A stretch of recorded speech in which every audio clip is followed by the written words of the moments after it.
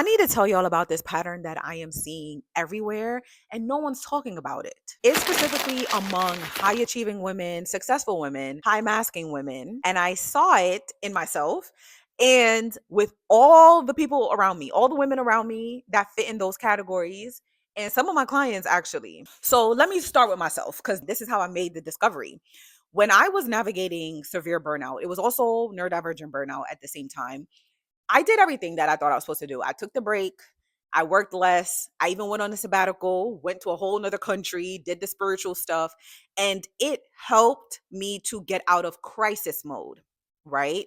It helped me regain a sense of self. It helped me get back to baseline. But I didn't feel fully recovered. And so I spent a lot of time integrating everything that I learned. I created all these models and these phases for burnout recovery. And at some point through all of that work, I realized that I was repeating a loop. Like I would rest, I would recover, I would feel like I was back to normal. But then shortly after, I would end up back in the burnout again. I would feel burnt out. So everything I tried was not working. And I was like, why can't I figure this out? I have studied systems and human behavior. Like I know stuff. So like why can't I figure this out? Until I started tracking my symptoms. And the first part of this is realizing that burnout happens in phases. Different phases require different support, especially if you're neurodivergent. So I came up with a model for that. That helped me. It gave me my skills back. My executive functioning came back online. Skill regression was reversed. And I started to feel like myself again. But I still was unclear and I still felt a little confused. And that's when I realized what I was doing was coming back home to myself. The common thing that I was noticing is the traditional way to recover from burnout, none of that worked. And in going through that type of burnout myself and being on the other side of it, I figured out why. Because we weren't just going through burnout, we were going through something entirely different, something specific to high achieving, very successful, high masking women. I created a Venn diagram to explain exactly the patterns I was seeing and what was happening with each group of women that I just described. So first on the left, we have the high achieving woman. In the middle, we have complex PTSD. And then on the right, we have high masking women. And the complex PTSD is what brings both women together. That's the shared experience. That's what causes the shared symptoms, traits, and experiences of both groups of women. Oftentimes, both groups of women tend to be the same person, but not always. So the more digging I did, the things in the middle started to blow my mind. So let's read them. Complex PTSD. So CPTSD comes from prolonged exposure to trauma, toxic environments where you were parentified as a child. So you had to grow up early. You had to earn love. You weren't listened to. Your feelings weren't taken seriously. Your needs weren't met. You basically had to be in survival mode. And love was probably conditional. Like you had to do something to get it.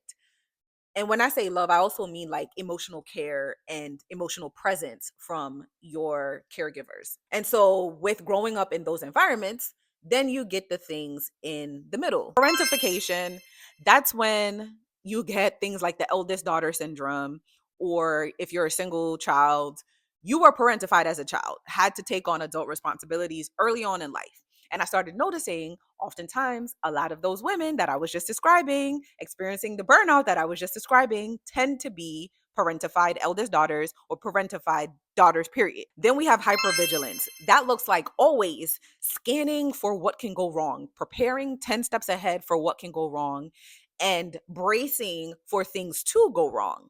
So you're always in a state of hypervigilance. Then we have the fawning response, which shows up as like self-abandonment, like centering the needs of other people over your own, and people pleasing. So doing what people want you to do, even if it's at your own discomfort or detriment.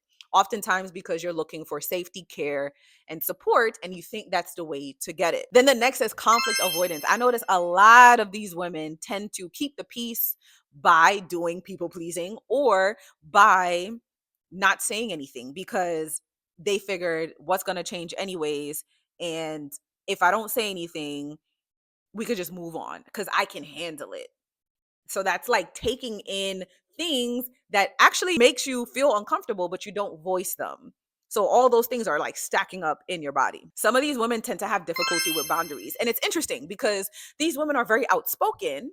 They're very quick to call out BS, but Sometimes in interpersonal relationships, they tend to kind of be a little lax on the boundaries and be open-minded and be very like understanding and give a lot of empathy and grace because they know what it's like to not have that given to them. And then the big one was overworking because subconsciously working hard, being useful, accomplishing things is how you define your value, how you define your identity. That also gives you stability, which is what a lot of women that fit in these categories are struggling with. So the harder you work, the more money you make, the more stable you feel. But you burn out in the process and you lose a sense of yourself and a piece of yourself. And whatever you build doing that, whatever you do doing that is tied to your performance. So you're constantly having to perform to keep it, right? So all of these revolve around the core belief that you have to earn love, safety, and care. And all of those things are tied to you doing something to get them. So productivity or overworking or overfunctioning. And so we have all of those traits that show up. Okay, let's get into the different traits for each type of woman in the Venn diagram. Let's start with the high achieving woman first. You probably call yourself type A, very like strategic, logical. You think through things, you plan 5 steps ahead. You probably are also highly sensitive, emotionally in tune, like you connect with your emotions really well. Probably an empath, very understanding of others. You probably were labeled as gifted, super smart as a child, excelled academically, probably moved up in your career really, really fast. You're like very impressive. Like you've done a lot of amazing stuff, right? But the thing is, the caveat is a lot of that stuff, a lot of the things you've accomplished comes from coping mechanisms that spring up from the middle of the Venn diagram. So your actions are tied to constantly using coping mechanisms. So now let's move on to the high masking autistic woman. And you don't have to be autistic to resonate with what I'm going to break down, but I will say oftentimes a lot of high achieving women who are autistic don't know it because you've been masking all your life. Masking is a compensatory strategy used to navigate adverse circumstances and environments so that you can blend in and create safety for yourself. So you're performing neurotypical or the standard behavior, what's deemed normal. You're performing and acting that way so that you can fit in, excel, and accomplish what you need to. So different masking strategies can look like preparing to socialize. So you script out what you're going to say before you go hang out with your friends. And you do research and say like, oh, these topics are trending right now. So let me know about them so I can bring them up. And you probably feel like very overwhelmed when you're socializing in big group settings. So you prepare.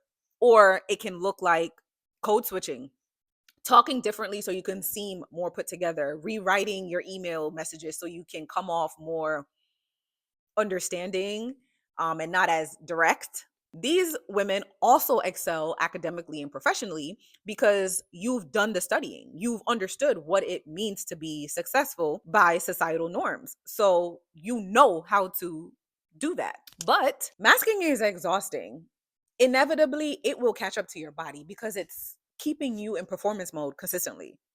The only time you probably get to decompress is when you're at home alone by yourself in the quiet, right? So that is what also contributes to the type of burnout that I'm talking about. Regardless of where you fit on the graphic, you've developed some sort of coping mechanism that has impacted how your nervous system responds and has been cemented into place essentially.